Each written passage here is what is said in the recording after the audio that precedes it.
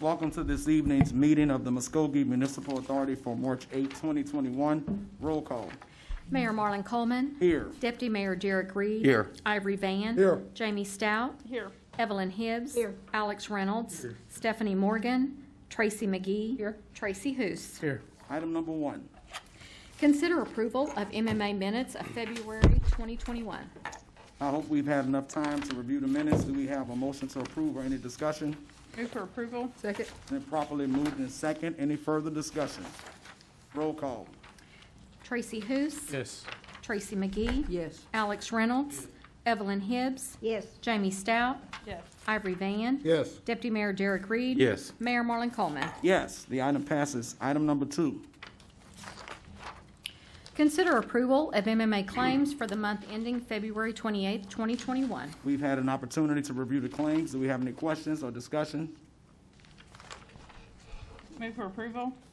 Second. It's been properly moved in second. Any further discussion on item number 2? Roll call. Tracy Hoos. Yes. Tracy McGee. Yes. Alex Reynolds. Evelyn Hibbs. Yes. Jamie Stout. Yes. Ivory Van. Yes. Deputy Mayor Derek Reed. Yes. Mayor Marlon Coleman. Yes, that will bring that meeting to an end. We will now call to order the Muskogee City Council meeting for March 8, 2021. Just before we go into the roll call, we want to recognize Rodney Faith as the 2021 Employee of the Month. On the March 2021 Employee of the Month is Mr. Rodney Faith. Rodney is a maintenance worker too in the Parks and Recreation Department and began his employment journey with the City of Muskogee in November 2004. Rodney has worked exclusively in the Parks and Recreation Department throughout his career with the city. Rodney was nominated for being super friendly, personable to all of the patrons of the park, having a great attitude and being dedicated to his job. Rodney is the first to start working on lights and the last to leave. He puts in many hours and weekends to go on Garden of Lights. Rodney has a great attitude and loves a good laugh. It's a real pleasure to work with Rodney. Rodney is a born and raised Muskogee native, and he and his wife still call Muskogee home. Rodney is very active in his church, and when he is not busy working, you can find him hunting, fishing, water skiing, kayaking, traveling to the beach to go deep sea fishing and scuba diving, or to the mountains to go snow skiing. Congratulations, Rodney, for being named the March 21st Employee of the Month. We are proud of your accomplishments with the city and look forward to your future success. Rodney, if you're here, will you come forward? He's not here tonight, but please express our sentiments to Rodney. Let's celebrate him on tonight.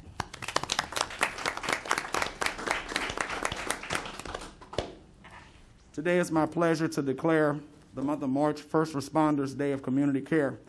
Today I'm pleased to sign a proclamation declaring the month of March as First Responders Community Care Month. Our community has been through much of over the last several months, and in every instance our first responder family has met the challenge and done everything they could to maintain health, safety, and well-being of our community.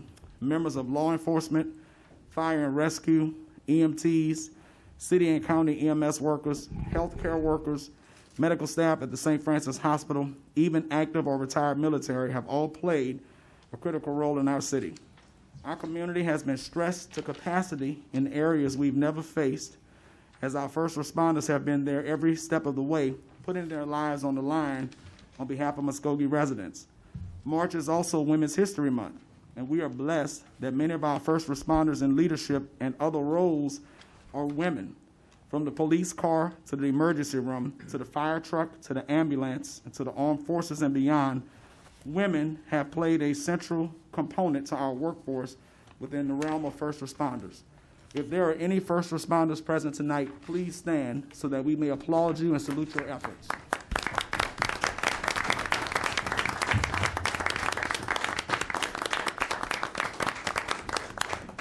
To those in the community I would like to help us, who would like to help us recognize our first responders, I'm asking that you would donate gift cards or monetary donations to Neighbors Building Neighborhoods in care of first responders. Please designate your gifts for police, fire, EMS, or any combination above in which you'd like to donate. A little appreciation goes a long way towards our first responders. Again, we celebrate you and appreciate you in the city of Muskogee. Let's celebrate them one more time on tonight.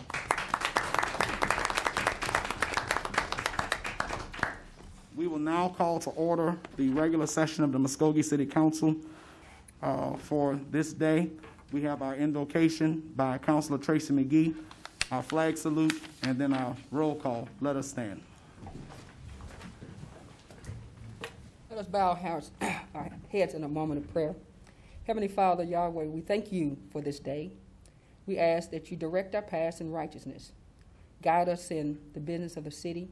We ask all these things in your Son's Yahshua Messiah. Let us say hallelujah. Let us turn to the flag. Attention, salute, pledge. I pledge allegiance to the flag of the United States of America and to the republic for which it stands, one nation, under God, indivisible, with liberty and justice for all.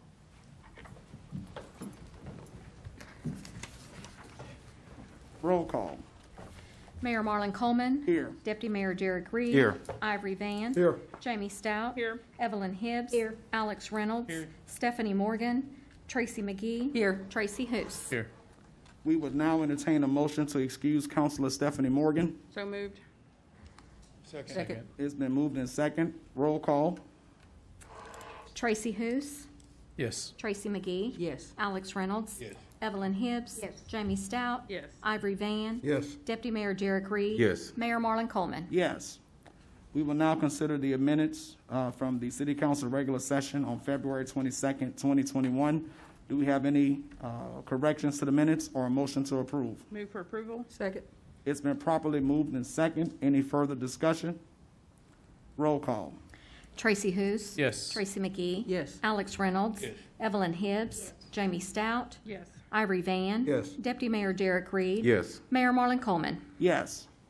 We will now consider the consent agenda, which consists of items 1 through 4. Are there any items to be moved to the regular agenda, or do we have a motion to approve the consent agenda? Move for approval. Second. It's been properly moved and second. Do we have any further discussion concerning the consent agenda? Roll call. Tracy Hoos. Yes. Tracy McGee. Yes. Alex Reynolds. Yes. Evelyn Hibbs. Yes. Jamie Stout. Yes. Ivory Van. Yes. Deputy Mayor Derek Reed. Yes. Mayor Marlon Coleman. Yes. Item number 5. Consider approval to renew a contract with Midwest Employers Casualty Company for excess workers' compensation insurance in the amount of $98,210 or take other necessary action. Mr. Tucker. Mayor, members of the council, every year we are asked to revisit our excess carrier insurance policy for our workers' compensation. As you all know, we are self-insured. However, in order to be self-insured, the state of Oklahoma requires that we have a policy in place for excess coverage. So typically that runs about $90,000 to $100,000 every year and is a budgeted expense. So this year we solicited 3 quotes, one from our current carrier, Midwest Casualty. We reached out to Arch Insurance and also Safety National. Now, we have previously held Safety National as our insurance carrier before, but have never used Arch Insurance. Unfortunately, Arch and Safety National both declined to provide a quote. Safety National has gone to a minimum premium, so their minimum premium is $150,000. And as you will see, the renewal quote from Midwest is substantially less than that. Secondly, Arch Insurance, they have underwriting guidelines which are very similar to Safety National's, and so they declined to provide a quote. So in essence, we have one quote before you today for renewal, and that is for claims that are in excess of $500,000 for general employees and $600,000 for police and fire. This represents about an $8,000 increase in our premium from last year. And when probed, the answer we have gotten for the higher amount is due to the COVID exposure and from police and fire presumptive payments on workers' compensation. And so we think this is a fair renewal price and do recommend approval. Happy to answer any questions. Do we have any questions for Mr. Tucker concerning item number 5? Do we have a motion to accept what has been Approval. presented? Second. It's been properly moved and second. Any further discussion? Roll call. Tracy Hous. Yes. Tracy McGee. Yes. Alex Reynolds. Yes. Evelyn Hibbs. Yes. Jamie Stout. Yes. Ivory Van. Yes. Deputy Mayor Derek Reed. Yes. Mayor Marlon Coleman. Yes, the item passes. Item number 6. Consider approval to authorize the city manager to negotiate and execute an agreement with Freeze and Nichols to develop a citywide master stormwater and drainage plan or take other necessary action. We will hear from Mr. Morton at this time, after which we have one resident signed up to speak to this item. Mr. Morton. Good afternoon, ladies and gentlemen of council. Several months back, staff was directed to reach out to different engineers to try to develop a master drainage plan, and we have done so. We sent out 8 RFQs, and we got great response from all 8 engineering firms, and all 8 engineering firms expressed an interest in our project. So we formed a review and selection committee and scored each of these engineering firms based on 4 criteria. The 4 criteria were qualifications and availability, proposed staff, projected experience, and project approach. Of these 8, we selected the top 2 candidates, and the top 2 candidates were Olson Engineering and Freese and Nichols. They were given the opportunity to each give a presentation to the selection committee, and after both presentations were complete, we made a unanimous decision to select Freese and Nichols. Freese and Nichols has years of experience with master drainage plans and come highly recommended from the city of Tulsa, as well as the city of Terrell, Texas, and the city of Port Arthur, Texas. So they know how to deal with large communities and their drainage problems. They use state-of-the-art technology to help mitigate and in some cases even alleviate the flooding issues that the rains present. So at this time, we would recommend that you authorize the city manager to negotiate and execute an agreement with Freese and Nichols. And I'll be happy to answer any questions. Thank you, Mr. Morton. Before we proceed with comments from the council, we have one resident signed up to speak to this item.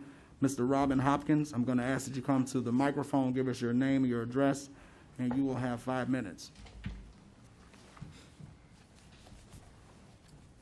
Thank you, Mayor. My name is Robin Hopkins, 4104 Eaglecrest Drive. I'm just here to represent Eaglecrest Estates and to ensure that the drainage problem there is going to be corrected in this study. Thank you. Thank you, Mr. Hopkins. Do we have any questions for Mr. Hopkins? You're fine. Thank you so much. What is the pleasure of the council? Move for approval? Second. We have a motion and a second. Any further discussion? Yeah, Mr. Mayor, may I be recognized? Yes. I am so glad this item is on the agenda and that we're going to finally get something done out of Eaglecrest, not only Eaglecrest, 24th Street.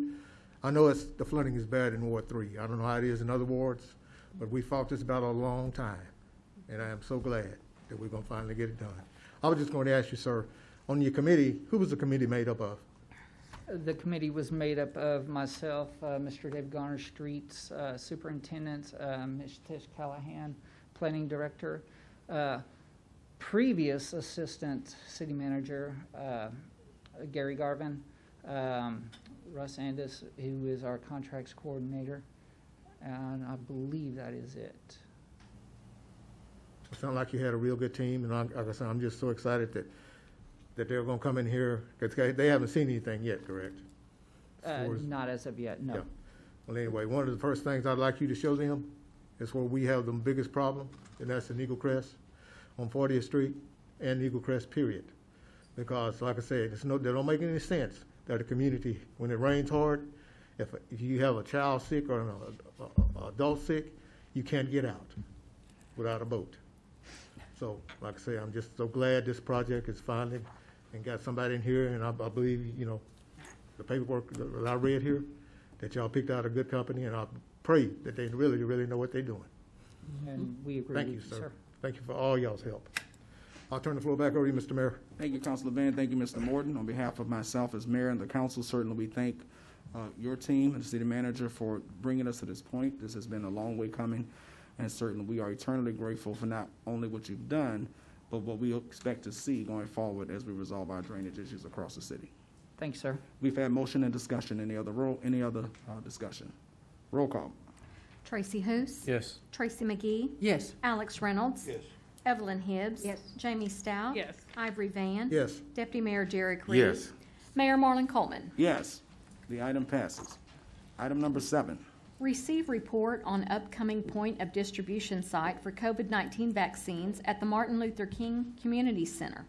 I'm going to turn this section over to Deputy Mayor Reed in just a moment, but let me take this opportunity to thank he, along with State Representative Avery Fricks, for making certain that the city of Muskogee is now in a position where we will be able to offer up to an additional 500 vaccinations in our city. This is something that is very critical to our community.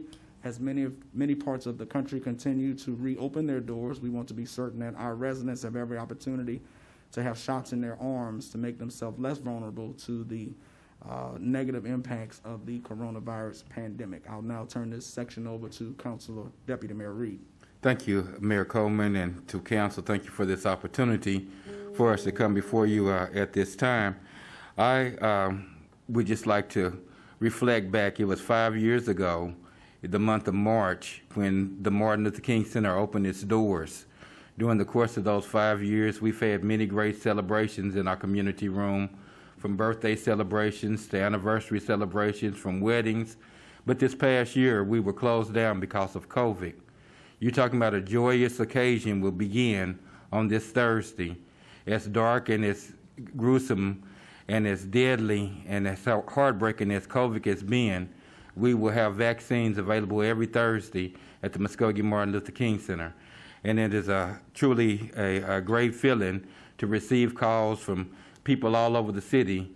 We have already gone through the first 300 vaccines for this coming Thursday, the 11th.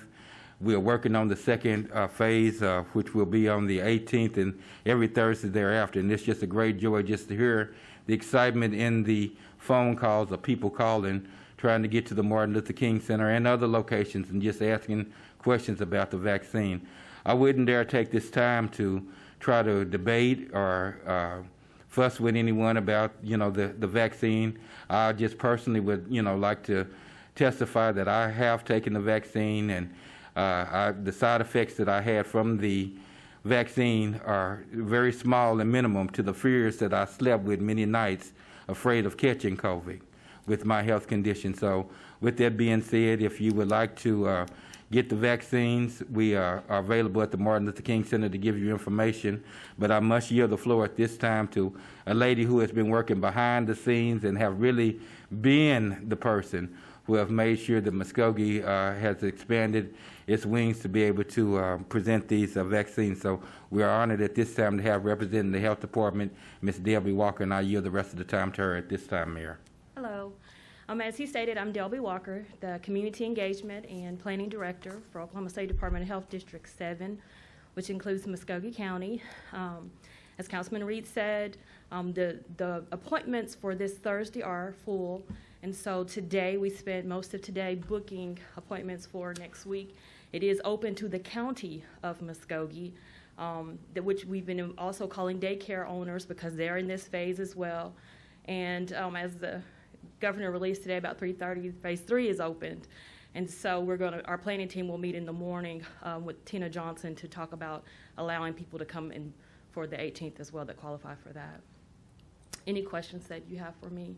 This Thursday we will have Pfizer. As you know, it's based upon availability of vaccines, so it could change every week. But this Thursday, I did receive a call, a lady saying, I want to sign up, but I'm concerned that the second dose, will it for sure be available? With the Martin Luther King Center, we have designated the first dose and the second dose. So those people that will come this Thursday on April the 1st, they will come back again and get their second dose. That allotment has already been put to the side for them, so they don't have to worry about that. Do we have any other questions for Ms. Walker or Deputy Mayor Reed or myself at this time? Debbie, one of the questions that I did receive today, when we say Martin Luther King Centers, a lot of people kind of think that that's just for minorities. How would you respond to that? Well, no, that's just a central location for the county. We're so excited to partner with Deputy Reed and Mayor Coleman. We were looking for somewhere that was central for the whole county. And as you guys know, Main Street, you can go 15 miles any direction and get to throughout the county. And so the Martin Luther King Center is a central location for anyone throughout the county to receive vaccination. Of course, you want to make sure the elderly get it and anyone 18 and older with any comorbidities, but for sure, it's open to anyone throughout the county that is a resident of Muskogee. You want to make sure that they're taken care of. Councilman Reed and Mayor Coleman said that they specifically wanted to make sure that it's a central location for anyone to come to get vaccinated, and so that's why it was selected. And we want to celebrate the good news that our county, through your efforts, as well as that of Ms. Tina, will now be able to do 2,000 additional vaccines per month while supplies last. Yes. And so we are so grateful Yes. for your efforts, grateful for Tina Johnson and all of those involved in our health community to be certain that we do everything we can to keep our residents safe. So let me personally thank you for Thank tonight. you. Thank you.